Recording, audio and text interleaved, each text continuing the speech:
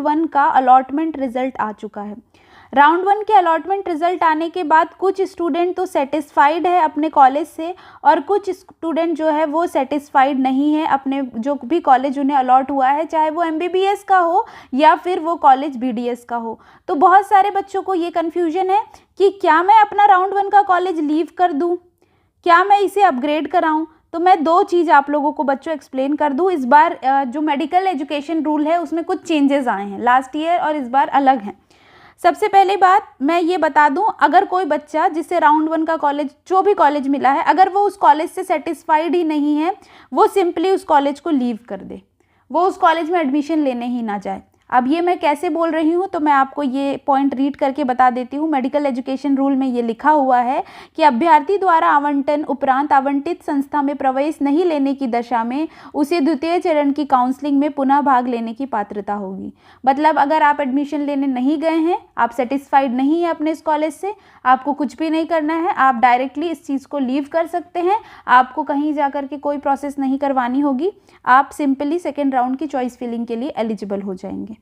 ठीक है, आपको ये ऐसा यहाँ पर लिखा हुआ है कि जिन्होंने प्रवेश ही नहीं लिया।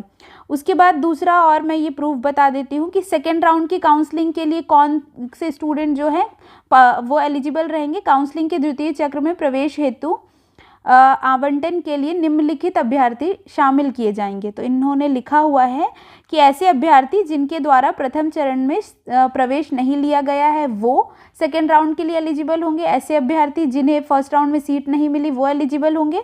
और ऐसे स्टूडेंट जिन्होंने अपनी सीट लीव कर दी, एडमिशन लिया फिर सीट लीव कर दिया, और ऐसे स्टूडेंट जो अपग्रेड कर रहे हैं वो स्टूडेंट भी एलिजिबल रहेंगे। मतलब अगर आप सेटिस्फाइड नहीं है तो आप सिंपली लीव कर सकते हैं। अब मैं आप लोगों को अपग्रेडेशन का मतलब समझा रही हूँ, बच्चे समझ नहीं रहे हैं एक्चुअली अपग्रेडेशन का मतलब क्या है। कमेंट्स और मेरे मैसेजेस क्वेरीज से भरे हुए हैं। एक चीज़ है सीट लीव करना और दूसरी चीज़ है अपग्रेडेशन करना। बच्चों, सीट लीव करने में आपको कुछ भी नहीं करना है, सिंपली आप कॉलेज में एडमिशन मत लेने जाओ, सीट लीव हो जाएगी। इसमें लॉस क्या है, अगर आपने सीट लीव कर दी तो जो भी अलॉटेड कॉलेज आपका था वो अब आपके नाम पर नहीं रहेगा। आपको सेकेंड राउंड में न्यू कॉलेज मिल सकता है या तो सेम कॉलेज मिल सकता है, लेकिन आप ये नहीं बोल सकते कि मैं राउंड 1 की अपनी मिली हुई सीट पे दोबारा चले जाऊं। आपको जो सेफ्टी थी कि ये कॉलेज मिला है वो चीज़ आपके हट जाएगी अगर आप एडमिशन नहीं लेते। दूसरी चीज़ होती है अपग्रेडेशन करना। तो अपग्रेडेशन का मतलब होता है पहले एडमिशन लेना, एडमिशन की प्रोसेस में डॉक्यूमेंट वेरिफिकेशन करवाना, डॉक्यूमेंट वेरिफिकेशन करवाने के बाद आपको एडमिशन स्लिप मिलती है। मतलब एडमिशन की प्रोसेस आपकी पूरी तरह से कंप्लीट होती है। उसके बाद आप एक एफिडेविट देते हैं कि मुझे अपग्रेड करना है। उसके बाद आप ऑनलाइन अपग्रेडेशन के लिए ऑनलाइन पोर्टल पर जाकर के ऑप्शन क्लिक करते हैं, अपग्रेडेशन का OTP फिल करते हैं और आप सेकेंड राउंड में अपग्रेडेशन के लिए चले जाते हैं। अपग्रेडेशन का फ़ायदा क्या है, आपको जो राउंड 1 में सीट मिली थी आपने उसमें एडमिशन ले लिया है, तो एडमिशन ले लिया है तो इस वजह से आपकी जो राउंड 1 की जो सीट है वो सेफ़ रहेगी। सेफ़ का मतलब कि राउंड 2 में अगर कोई सीट अलॉट नहीं होती है, अपग्रेड नहीं होता है, तो दोबारा से आपको यही सीट मिल जाएगी। और अगर राउंड 2 में अलॉट हो जाता है, न्यू सीट मिल जाती है, तो आप दोबारा से इस सीट पर नहीं आ जाएंगे, आपको दोबारा जो नए कॉलेज की सीट है उसमें एडमिशन लेना पड़ेगा। इसीलिए अपग्रेडेशन में वही कॉलेज फिल करें जो आप चाहते हैं, जो नहीं चाहते वो फिल मत करना, वरना गलत हो जाएगा। वो कॉलेज मिल जाएगा नया, आप दोबारा से फर्स्ट कॉलेज में नहीं आ सकेंगे। तो आई थिंक ये चीज़ क्लियर हुई। ये तो मैंने आपको फ़ायदे बताए कि सीट सेफ़ रहेगी, अगर अपग्रेड नहीं होता है तो फर्स्ट सीट आप ले सकते हैं, आपको वही अलॉट हो जाएगा जो आपका फर्स्ट राउंड का था, और अपग्रेड हो गया तो आपको न्यू कॉलेज मिल जाएगा और आपकी जगह पे किसी दूसरे बच्चे को सीट मिल जाएगी, इसीलिए आप वापस नहीं आ सकते। अब इसका लॉस क्या है, अपग्रेडेशन अगर एडमिशन ले लेते हैं लॉस क्या है। ऐसे स्टूडेंट जो ऑल इंडिया काउंसलिंग का सेकेंड राउंड का वेट कर रहे हैं, अब अगर इन्होंने एडमिशन ले लिया राउंड 1 में, एडमिशन लेने का मतलब है डॉक्यूमेंट सबमिट करना। आपको अपग्रेडेशन भी करते हैं तो भी आपको सेकेंड राउंड के लिए डॉक्यूमेंट आपके हाथ में नहीं आते हैं, आपको अपने एडमिशन स्लिप और फोटोकॉपी ले जा कर के ही सेकेंड राउंड में एडमिशन लेना होता है, आपको डॉक्यूमेंट नहीं मिलते हैं।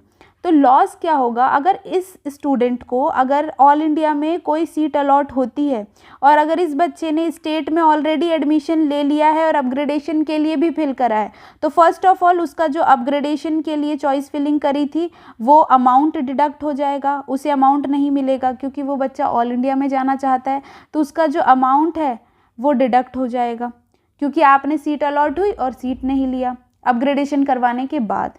और दूसरा लॉस ये होगा कि उसने राउंड 1 में तो एडमिशन ले लिया था और डॉक्यूमेंट भी सबमिट कर दिए थे, अब ये डॉक्यूमेंट कैसे मिलेंगे। तो डॉक्यूमेंट लेने की 2 प्रोसेस होती है।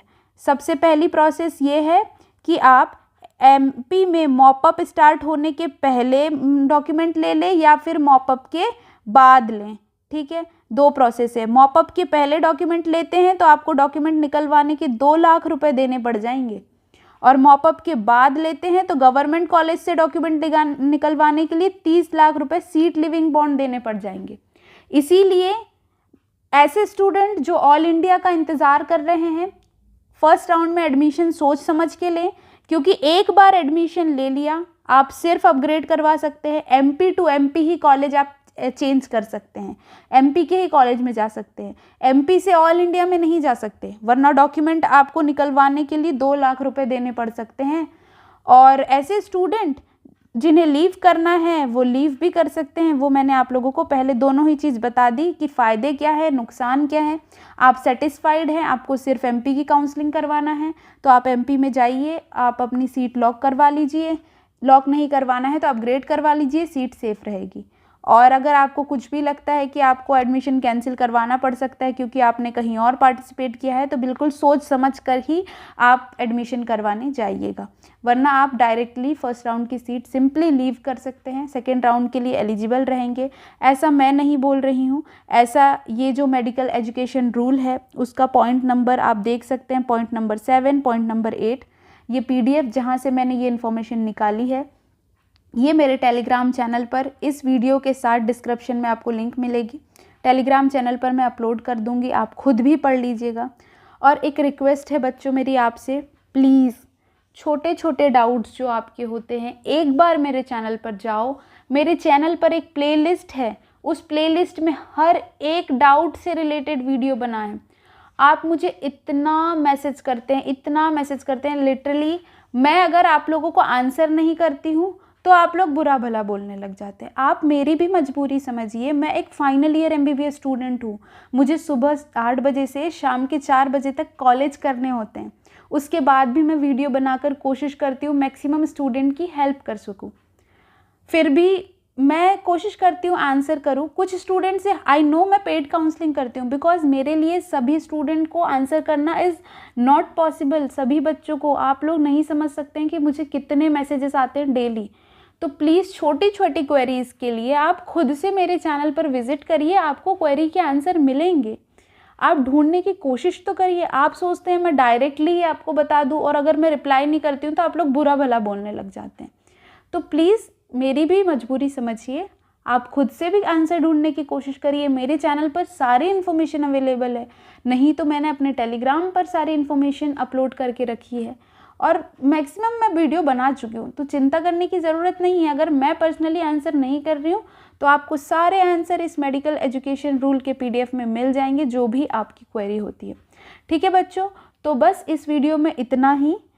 बाकी और कोई वीडियो आप अगर चाहते हैं तो आप बताइए कमेंट में, मैं आप लोगों को कमेंट रीड करके नेक्स्ट जो भी रिक्वायर्ड वीडियो होगा वो बना दूँगी। थैंक यू सो मच इस वीडियो को यहाँ तक देखने के लिए।